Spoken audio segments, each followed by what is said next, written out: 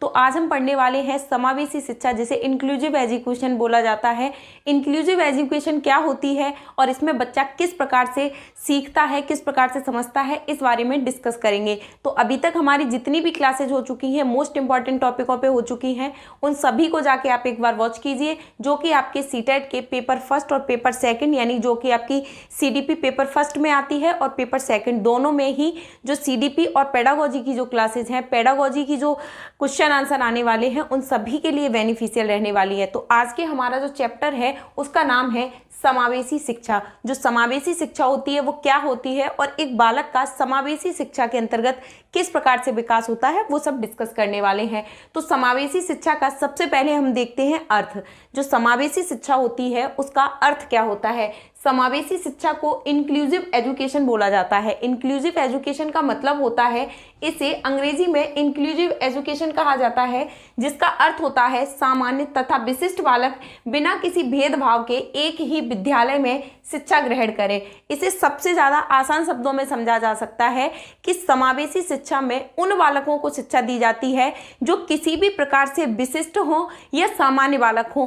दोनों प्रकार के बालक जिन्हें एक ही छत के नीचे, एक ही कक्षा में, एक ही अध्यापक के द्वारा एक साथ में बैठाकर शिक्षा प्रदान कराई जाए, उसे समावेशी शिक्षा कहा जा सकता है। विशिष्ट बालकों का मतलब होता है वो किसी भी प्रकार से विशिष्ट हो सकते हैं, या तो वो मंदबुद्धि बालक हो सकते हैं, या वो ऐसे बालक हो सकते हैं जिनमें किसी भी प्रकार की शारीरिक अक्षमता पाई जाए, यानी कि उन्हें शरीर से कोई भी, यानी फिजिकली कोई भी प्रॉब्लम हो, या फिर उन्हें मेंटली कोई भी प्रॉब्लम हो। विशिष्ट बालक की कैटेगरी में वो बालक भी आते हैं जो बालक बहुत ज़्यादा इंटेलिजेंट होते हैं, जैसे कि जिन्हें अच्छे से चीज़ों को समझ में आ जाता है, कि जिनका IQ लेवल होता है वो 140 प्लस भी होता है। उन बालकों को भी विशिष्ट बालकों की श्रेणी में ही रखा जाएगा, यानी जो सामान्य बालकों से भिन्न होते हैं, चाहे वो बहुत इंटेलिजेंट हो सकते हैं, चाहे वो बहुत मंद हो सकते हैं। उन सभी बालकों को एक ही क्लासरूम में, एक ही अध्यापक के द्वारा, एक ही छत के नीचे शिक्षा प्रदान कराई जाती है, उसे बोला जाता है समावेशी शिक्षा। इसके अंतर्गत दिव्यांग बालकों को, यानी जो बालक ऐसे होते हैं जिन्हें अब दिव्यांगों की श्रेणी में रखा जाने लगा है, जैसे जो शारीरिक रूप से अक्षम बालक होते हैं, दिव्यांग बालक हों, मंद बुद्धि बालक हों, या फिर मेधावी छात्र हों, अनुसूचित जाति के हों, कास्ट है वो SC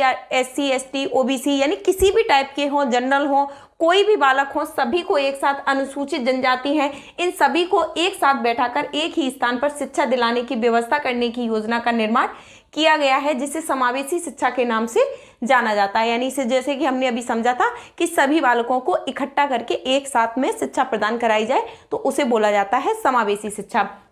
समावेशी शिक्षा का जो क्वेश्चन आता है वो कई बार इस प्रकार से आता है कि एक बालक है जिसका IQ लेवल 130 प्लस है या 140 प्लस है, वो बालक को सामान्य बालक के साथ में शिक्षा प्रदान कराई जा रही है, तो वो किस प्रकार की शिक्षा होगी, समावेशी शिक्षा होगी या फिर एकल शिक्षा होगी, यानी किसी भी प्रकार से उसमें ऑप्शन दिए जा सकते हैं। तो उसे किस में बोलें, जब सभी बालकों को एक साथ मिक्स करके शिक्षा प्रदान कराई जाती है, तो वो समावेशी शिक्षा यानी इंक्लूसिव एजुकेशन कहलाती है। समावेशी शिक्षा की मुख्य रूप से विशेषताएं क्या क्या होती हैं, क्या क्या स्पेशलिटी होती हैं जो समावेशी शिक्षा की होती है। सबसे पहले बात करते हैं, छात्रों की संख्या सीमित कर 20 से 25 तक रखी जाती है। एक छात्रों के शिक्षण हेतु विशिष्ट प्रशिक्षण वाले अध्यापकों को नियुक्त किया जाता है। यानी कि ऐसा होता है, जब समावेशी शिक्षा दी जाती है बालकों को, तो इसमें एक अच्छी, मतलब ऐसा शिक्षक रखा जाता है जिसे अपने विषय पर पूरी कमांड हो, जिसे अपने बारे में, यानी कि जो जिस सब्जेक्ट को वो पढ़ा रहा है, जिन बच्चों को वो समझा रहा है, उन बालकों की हर आवश्यकता की पूर्ति कर सके।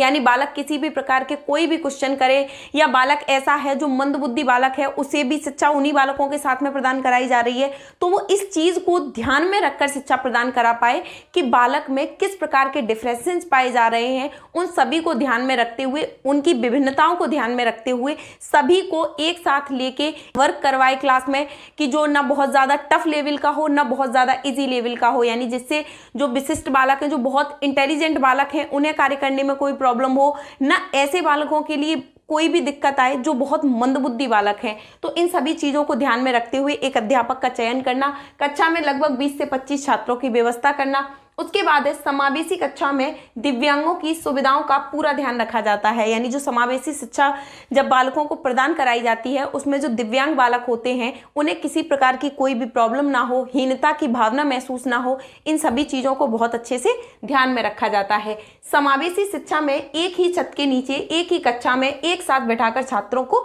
शिक्षा प्रदान कराई जाती है। समावेशी शिक्षा में छात्रों की विभिन्नताओं का पूरा ध्यान रखा जाता है। यानी एक अध्यापक के द्वारा जब समावेशी शिक्षा का जो योजना बनाई जाती है, जो समावेशी शिक्षा प्रदान कराई जाती है, उसमें इस चीज का ध्यान रखा जाता है कि जो बालक हैं उनमें किस प्रकार के डिफरेंसेस पाए जा रहे हैं। अगर मंदबुद्धि बालक है तो उसे उसके लेवल का वर्क कराना है, इंटेलिजेंट बालक है तो उसे उस हिसाब से समझाना है। सभी को एक साथ एक तरीके से लेके चलना ही समावेशी शिक्षा कहलाता है। समावेशी शिक्षा में आत्म प्रेम की भावना तथा दिव्यांग बालकों में मनोबल भी बढ़ता है। यानी जो समावेशी शिक्षा का एक सबसे बड़ा फायदा ये होता है कि जब बालकों में समावेशी शिक्षा मतलब जब बालकों को प्रदान कराई जाती है तो उसमें ये रहता है कि जब सभी बालक एक साथ बैठ के पढ़ रहे हैं तो बालकों में एक दूसरे में प्रेम बढ़ता है। यानी एक दूसरे में जो बालक होते हैं वो लड़ाई झगड़े नहीं करते हैं, एक दूसरे को इस प्रकार से शिक्षा प्रदान कराई जा रही है कि जैसे कि किसी दिव्यांग बालक से किसी नॉर्मल बालक की फ्रेंडशिप हो जाती है। तो मतलब इन चीज़ों को ध्यान में रखते हुए एक प्रकार से आत्म प्रेम की भावना यानी दूसरों में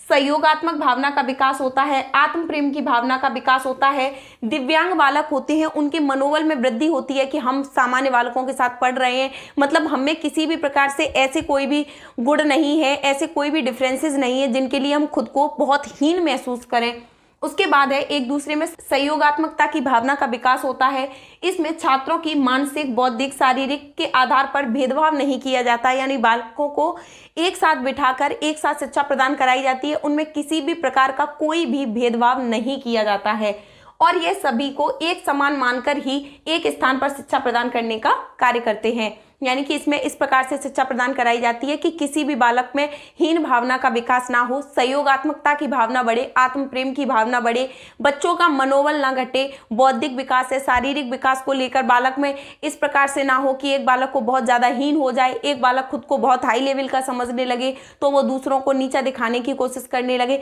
जब सभी एक साथ पढ़ेंगे उन्हें लगेगा कि हम सभी एक जैसे ही हैं, लगभग सभी को एक साथ शिक्षा प्रदान हो रही है, तो ना तो कोई बालक बहुत ज़्यादा इस प्रकार से बिगड़ जाएगा कि वो बहुत ज्यादा इंटेलिजेंट है, वो बहुत ज्यादा स्पेशल है, न एक बालक इस कारण पिछड़ जाएगा कि वो बहुत ज्यादा हीन है या वो दिव्यांग बालक है तो उसे किसी प्रकार से हीन भावना का विकास हो पाएगा। इसके द्वारा दिव्यांग छात्रों को पिछड़े वर्ग के छात्रों के साथ शिक्षा के स्तर में सुधार लाया जा सकता है। यानी एक प्रकार से इसमें शिक्षा स्तर में भी सुधार लाया जा सकता है इंक्लूसिव एजुकेशन के द्वारा। तो यहीं से हमारे इंक्लूसिव एजुकेशन में जो क्वेश्चन होते हैं वो लगभग यहीं से सारे बन जाते हैं। समावेशी शिक्षा की क्या विशेषताएं होती है, इससे क्या लाभ होते हैं, तो लगभग इन्हीं में से क्वेश्चन पूछ लिए जाते हैं। आई होप समावेशी शिक्षा में आपको जितनी चीज़ें समझाई गई हैं, समावेशी शिक्षा क्या होती है, इंक्लूसिव एजुकेशन क्या होती है, इसके क्या अर्थ होते हैं, क्या लाभ होते हैं, इसकी क्या स्पेशलिटी होती है, इसमें किस प्रकार से बालकों को शिक्षा प्रदान कराई जाती है, इसमें किन बालकों को एक साथ मिक्स करके पढ़ाया जाता है, लगभग यही क्वेश्चन पूछे जाते हैं जो आपकी समझ में आई गए होंगे। अगर आपको किसी भी प्रकार का कोई भी डाउट रह जाता है तो एक बार कमेंट बॉक्स में जरूर मेंशन कीजिएगा, ताकि आपको जब भी कोई नेक्स्ट क्लास लगती है उसमें आपके जो भी कमेंट होंगे या आपकी जो भी प्रॉब्लम होगी, जैसे कि आप लोगों ने बोला कि ये चीज़ समझ में नहीं आई या किसी भी प्रकार से आपको किसी भी प्रकार का कोई भी डाउट होता है तो आप एक बार कमेंट बॉक्स में मेंशन कीजिए, आपको अगली नेक्स्ट वीडियो में उस चीज़ का आंसर दिया जाएगा। उसके बाद में जैसे कि हमारी क्लास के लास्ट में जो डाउट सेशन होता है उसमें आपके जितने भी डाउट होंगे, जो भी आप कमेंट बॉक्स में बताएंगे वो सारे डाउट आपके क्लियर कर दिए जाएंगे।